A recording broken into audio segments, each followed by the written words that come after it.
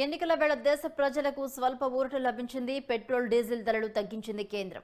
కొన్నాళ్లుగా చమురు ధరలు సవరించని కేంద్రం మరికొన్ని వారాల్లో దేశంలో అలాగే సార్వత్రిక ఎన్నికల నేపథ్యంలోనే లీటర్ పెట్రోల్పై డీజిల్పై ₹2 తగ్గింపు ఉన్నట్లు చెప్తున్నారు. శుక్రవారం ఉదయం 6 గంటల నుంచి కొత్త ధరలు అమల్లోకి వస్తాయి.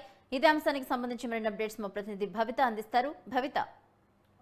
భవానీ, లోక్సభ ఎన్నికలు సమీపిస్తున్న వేళ కేంద్ర ప్రభుత్వం వాహనదారులకు గుడ్ న్యూస్ చెప్పింది. అయితే గత కొంతకాలంగా ఇంధన చమురు ధరలు పెరుగుతూ వాహనదారులను తీవ్ర ఇబ్బందులకు గురి చేస్తున్న విషయం మనకు చెప్తుంది. అయితే తాజాగా నిన్న ఇటు పెట్రోల్ డీజిల్ పైన ₹2 తగ్గిస్తూ తాజాగా ఒక నిర్ణయం తీసుకుంది. అయితే అది ఈ రోజు ఉదయం నుంచే కూడా అమల్లోకి వచ్చింది. సో ఈ రోజు నుంచి కొంత మేరకు వాహనదారులకు ఊరట లభించిందని చెప్పుకోవాలి.